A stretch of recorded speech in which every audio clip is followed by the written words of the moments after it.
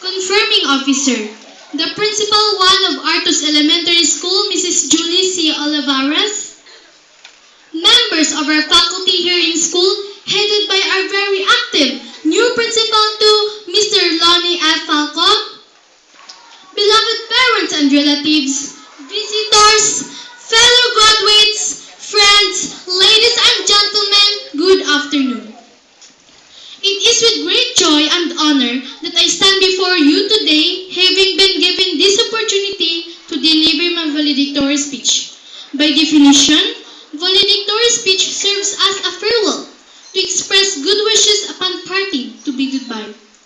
Though it is not easy to say goodbye, we must, because our term in this school is over. We have been trained, equipped, and fully prepared for greater and perhaps more difficult adventures in life, but this does not warrant our permanent farewells from this school, for surely we will come back and make our alma mater proud. To the elementary pupil, they say that graduation is like a silver moon laid in a golden platter without being able to recognize the reason why and how this comes to him. But I beg to disagree. Just like any other levels in the ladder of education, today we, the graduates of Mawang Elementary School, Batch 2016, are proudly here to celebrate this momentous occasion, recognizing our achievements earned through hard work, perseverance, and sacrifices. 6 years ago, I could vividly remember my little self, hesitant to go to class and wake up early every morning, aloof to associate with my classmates and schoolmates, shy to express my ideas and opinions, and innocent to the harsh realities of the world. But seeing things unfold, I pushed myself to work, study, and make an effort to deserve the vision I wanted. When at times tempted to stay at home and absent from classes, I made solid decision to still go to school with or without baon. Thus, I can confidently say that I am here, already received my diploma with full discernment of the reward of my effort. And I believe, so are my fellow graduates who likewise face similar struggle or probably harder. Congratulations to all of you.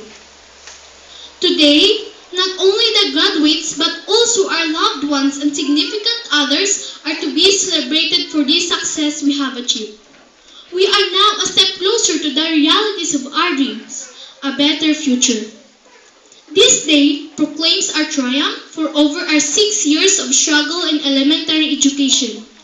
We are at last done being called pupils and now stepping up to be students.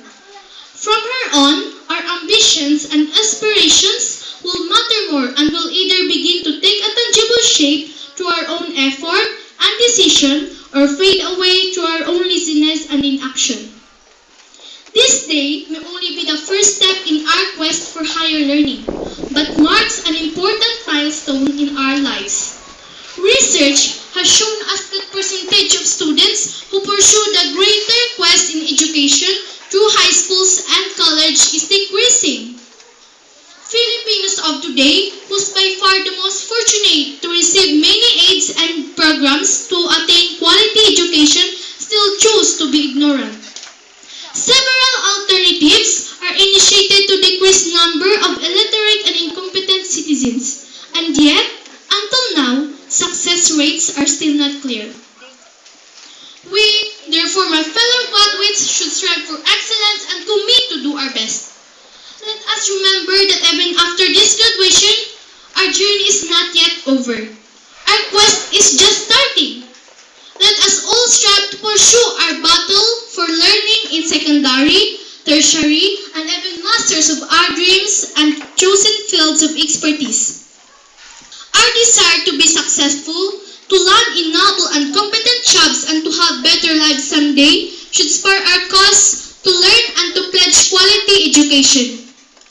All the way remembering that we are not doing it just for ourselves, but most especially for our families who have come to support us, for our teachers and mentors who have imparted their knowledge unto us, and for the people whom we will meet to make difference in their lives and to stimulate growth and progress in our little community and eventually our country.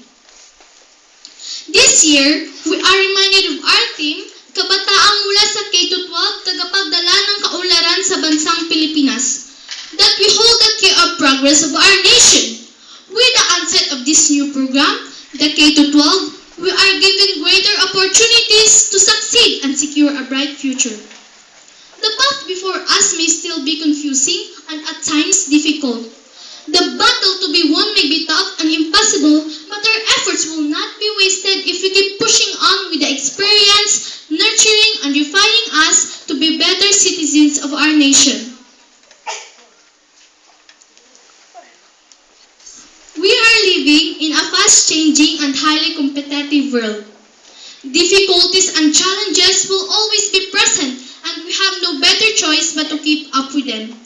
These difficult times, however, will be readily endured if, according to John Maxwell, we retain the conviction that our existence holds a purpose, a cause to pursue, a person to love, a goal to achieve.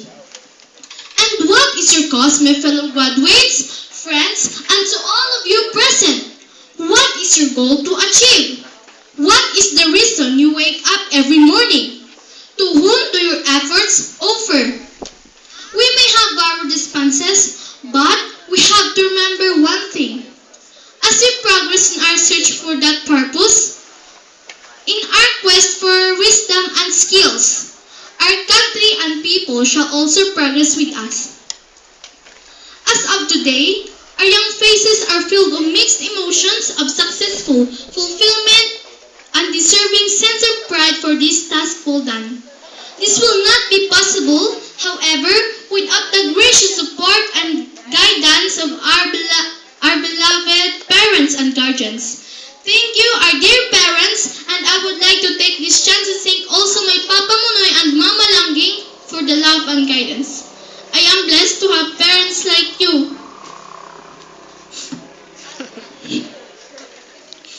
The patience and efforts of our dear teachers in nurturing our young hearts. The assistance and contribution of the significant members of this community. And most of all, to our Almighty God, who is the source of true success and wisdom, the strength behind our faltering steps and the reason for our being. To you, we offer our big thanks and deepest gratitude. And to our alma mater, whose foundation of knowledge we have imbibed deeply and whose corners we have enjoyed associating with for the past 6 years. Thank you and a fond farewell. And to all of you, thank you for joining us in this special day. Let us